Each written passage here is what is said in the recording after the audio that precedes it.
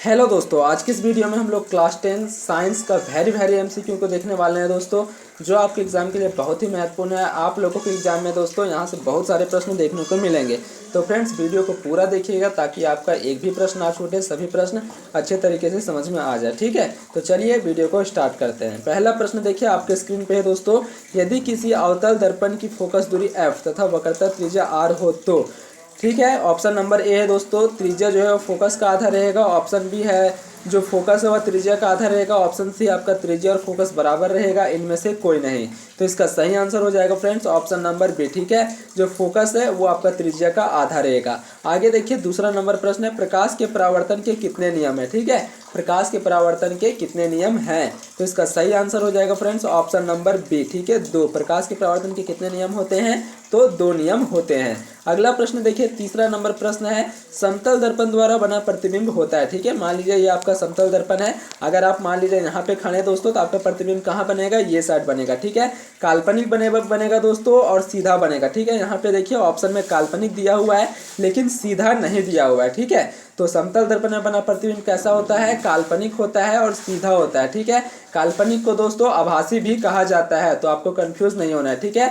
आभासी और सीधा। ठीक है, तो यहाँ पे कहीं पर नहीं दिया गया दोस्तों, तो ऑप्शन नंबर डी इसका करेक्ट आंसर हो जाएगा, इनमें से कोई नहीं। आगे देखिए अगला जो प्रश्न है, वाहनों के पार्श्व दृश्य दर्पण के रूप में किस दर्पण का उपयोग किया जाता है। पार्श्व दृश्य मतलब दोस्तों पीछे के दृश्य को देखने के लिए किस दर्पण का उपयोग किया जाता है। ठीक है, इसका आंसर मैंने दोस्तों पिछले वाले वीडियो में बता दिया था, तो आप लोगों को इसका आंसर कमेंट में बताना है कि इसका आंसर क्या होगा। ठीक है, आगे देखिए पांचवा नंबर प्रश्न है, निम्न में कौन सा पदार्थ लेंस बनाने के लिए प्रयुक्त नहीं किया जा सकता। ठीक है, इनमें से दोस्तों कौन सा जो पदार्थ है जिसका उपयोग लेंस बनाने के लिए नहीं किया जाता है, तो इसका सही आंसर हो जाएगा मिट्टी। ठीक है, मिट्टी का उपयोग लेंस बनाने के लिए नहीं किया जाता है। आगे देखिए अगला जो प्रश्न है, काल्पनिक प्रतिबिंब होता है। ठीक है, मैंने आपको बताया कि काल्पनिक मतलब क्या होता है, आभासी भी कहा जाता है। ठीक है, तो जो आभासी होता है दोस्तों ये आपका हमेशा सीधा होता है। ठीक है, हमेशा सीधा होता है, और वास्तविक जो होता है वो हमेशा उल्टा होता है। ठीक है, इसको आपको याद रखना है। तो काल्पनिक प्रतिबिंब कैसा होता है, सीधा होता है। ठीक है,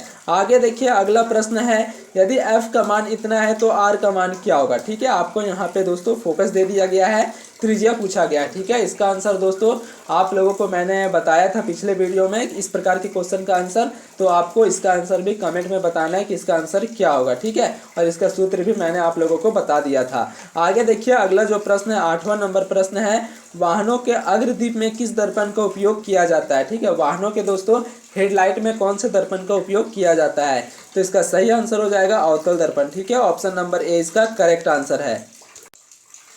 अगला प्रश्न देखिए दोस्तों, अवतल लेंस के सामने रखी वस्तु का प्रतिबिंब सदैव होता है। ठीक है, अवतल लेंस के सामने अगर आप वस्तु को रखते हैं दोस्तों तो उसका प्रतिबिंब कैसा बनता है। ठीक है, तो इसका सही आंसर हो जाएगा आभासी और सीधा। ठीक है, इसमें दोस्तों आपको याद रखना है अवतल लेंस और उत्तल दर्पण। ठीक है, उत्तल दर्पण, अवतल लेंस और उत्तल दर्पण। ठीक है, ये दोनों में दोस्तों हमेशा आभासी और सीधा प्रतिबिंब बनता है, चाहे आप वस्तु को कहीं पर रखें। ठीक है, हमेशा आपका आभासी बनेगा और सीधा बनेगा, किसमें, अवतल लेंस और उत्तल दर्पण में। आगे देखिए 10वां नंबर प्रश्न है, डायोप्टर मात्रक है। इसका भी आंसर दोस्तों मैंने आप लोगों को पिछले वीडियो में बता दिया था, तो इसका भी आंसर आप लोगों को कमेंट में बताना है। ठीक है, अगला प्रश्न देखिए 11 नंबर प्रश्न दोस्तों, 2D क्षमता वाले लेंस का फोकांतर होता है। इसका सूत्र होता है दोस्तों P = 1/f। ठीक है, P को यहाँ पे लेंस की क्षमता से दर्शाया जाता है और फोकस यहाँ पे f से दर्शाया जाता है। ठीक है, यहाँ पे आपका लेंस की क्षमता कितना दिया हुआ है, 2D दिया हुआ है। ठीक है, बराबर कितना होगा, 1/f होगा। ठीक है, तो यहाँ पे f इधर आ जाएगा दोस्तों और 1 2 इधर आ जाएगा। ठीक है, यहाँ पे सेंटीमीटर में आंसर है फ्रेंड्स, तो 100 से आपको गुना करना पड़ेगा। 2 से काट देंगे कितना आ जाएगा, 50 सेंटीमीटर। यहाँ पे देखिए कहाँ पे है, ऑप्शन नंबर डी में है आपका 50 सेंटीमीटर। ठीक है, तो इसका सही आंसर क्या हो जाएगा, ऑप्शन नंबर डी। आगे देखिए नेक्स्ट प्रश्न है, आँख के रंगीन भाग को क्या कहते हैं। तो दोस्तों आँख का जो रंगीन भाग होते हैं उसे आइरिस कहा जाता है। ठीक है, ऑप्शन नंबर ए इसका करेक्ट आंसर है। नेक्स्ट प्रश्न देखिए दोस्तों, मानव नेत्र के जिस भाग पर किसी वस्तु का प्रतिबिंब बनता है वह है। ठीक है दोस्तों, मानव के आँख पर जो है प्रतिबिंब कहाँ पे बनता है। ठीक है, तो इसका सही आंसर हो जाएगा आपका दृष्टि पटल, ऑप्शन नंबर डी इसका करेक्ट आंसर है। आगे देखिए नेक्स्ट प्रश्न है, दिए गए समीकरण में कौन सी रासायनिक अभिक्रिया हो रही है। ये आपका जो समीकरण दिख रहा है दोस्तों, इसमें कौन सा रासायनिक अभिक्रिया हो रही है, ठीक है। तो यहाँ पे देखिए ये आपका अभिकारक और अभिकारक जो है टूट टूट कर छोटे छोटे उत्पादों का निर्माण कर रहा है, ठीक है। तो इसमें कौन सा अभिक्रिया हो रहा है, वियोजन अभिक्रिया हो रहा है, ठीक है। सोडियम हाइड्रोजन कार्बोनेट आपका टूट कर sodium carbonate plus hydrogen gas plus carbon dioxide का निर्माण कर रहा है, ठीक है। उसे हम लोग दोस्तों वियोजन अभिक्रिया कहते हैं, जिसमें अभिकर्मक टूटकर छोटे छोटे उत्पादों का निर्माण करते हैं। आगे देखिए अगला प्रश्न है 15 नंबर प्रश्न, निम्नलिखित में कौन सी रासायनिक अभिक्रिया संतुलित है। इनमें से दोस्तों आपको बताना है कि कौन सा रासायनिक अभिक्रिया संतुलित है, मतलब दोनों साइड आपका बराबर है, लेफ्ट साइड और राइट साइड, ठीक है, दोनों साइड आपका बराबर है। यहाँ पे देखिए सोडियम कितना है 2, यहाँ पे कितना है 1 है, ये आपका गलत हो गया।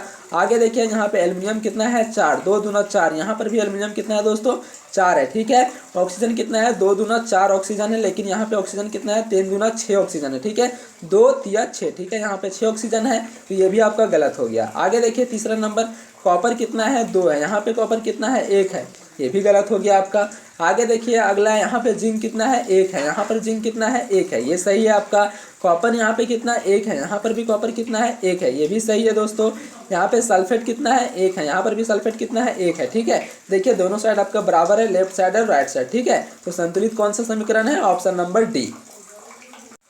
आगे देखिए दोस्तों 16 नंबर प्रश्न है, दिए गए समीकरण में किस पदार्थ का उपचयन तथा अपचयन हो रहा है, ठीक है।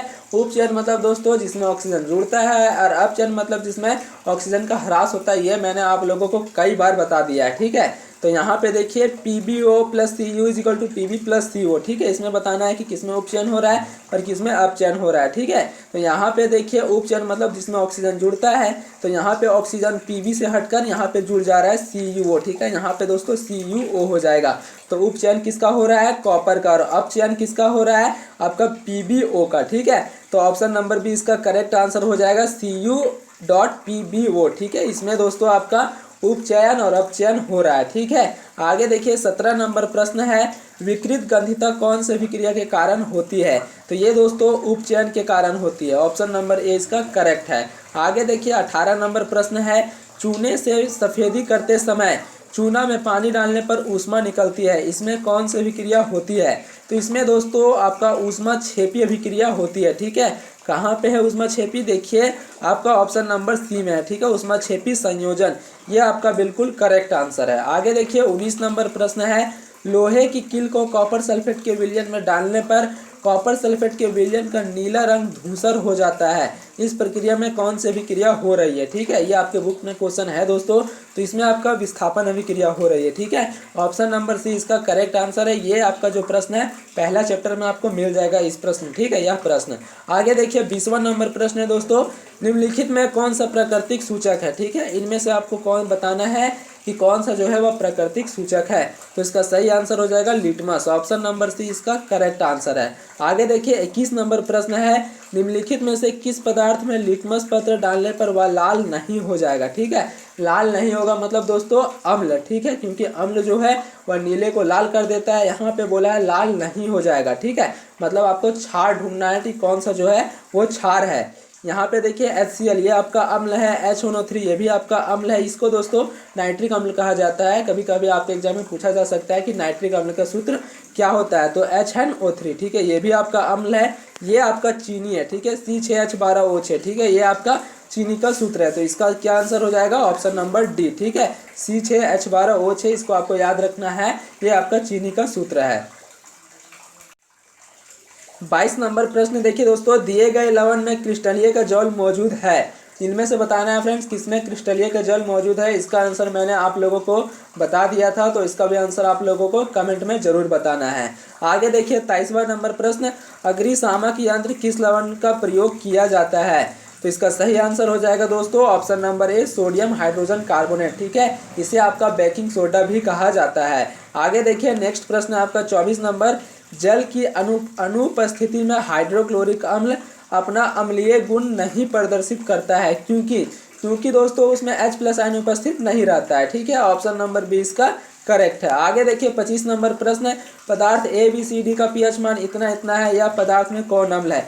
इसका आंसर भी दोस्तों मैंने आप लोगों को कई बार बता दिया है, तो इसका भी आंसर आप लोगों को कमेंट में जरूर बताना है कि इनमें से कौन सा जो है वो आपका अम्ल है, A है, B है, C है या फिर D है। ठीक है। 26 नंबर प्रश्न देखिए फ्रेंड्स, इस चित्र में कौन अभिक्रिया हो रही है। ये जो आपका चित्र दिख रहा है इसमें कौन सा अभिक्रिया हो रहा है। ठीक है, तो इसमें दोस्तों आपका वियोजन अभिक्रिया हो रहा है प्रकाश की उपस्थिति में। आगे देखिए 27 नंबर प्रश्न है, शरीर में उत्पन्न हानिकारक अपशिष्ट पदार्थ का शरीर से बाहर निकालने की प्रक्रिया को किस जैव प्रक्रम में होती है। ठीक है, तो इसका सही आंसर हो जाएगा दोस्तों उत्सर्जन। ठीक है, उत्सर्जन के द्वारा हम लोग जो शरीर में हानिकारक अपशिष्ट पदार्थ होते हैं फ्रेंड्स उसको निकालते हैं। ठीक है। आगे देखिए 28 नंबर प्रश्न है आपका, प्रकाश संश्लेषण में होने वाली ऑक्सीजन गैस किस यौगिक को टूटने के फलस्वरूप प्राप्त होता है। तो इसका सही आंसर हो जाएगा आपका जल। ठीक है, ऑप्शन नंबर ए इसका करेक्ट आंसर है।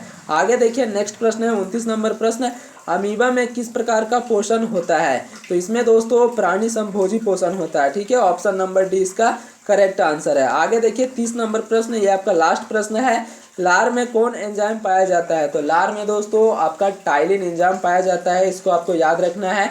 ये क्वेश्चन आपके एग्जाम के विषय बहुत ही महत्वपूर्ण है। ठीक है, ये था दोस्तों आप लोगों के एग्जाम के लिए बहुत ही महत्वपूर्ण प्रश्न। उम्मीद करता हूँ आपको वीडियो पसंद आई है। अगर वीडियो पसंद आई है तो चैनल को सब्सक्राइब कर ले, वीडियो को लाइक कर ले और दोस्तों के साथ शेयर करें। और फ्रेंड्स इस चैनल के माध्यम से आप लोगों को बोर्ड एग्जाम का कंप्लीट तैयारी करवाया जाएगा। बस आप लोगों को वीडियो को अच्छे तरीके से देखना है। मिलते हैं दोस्तों नेक्स्ट वीडियो में, तब तक के लिए जय हिंद, जय भारत।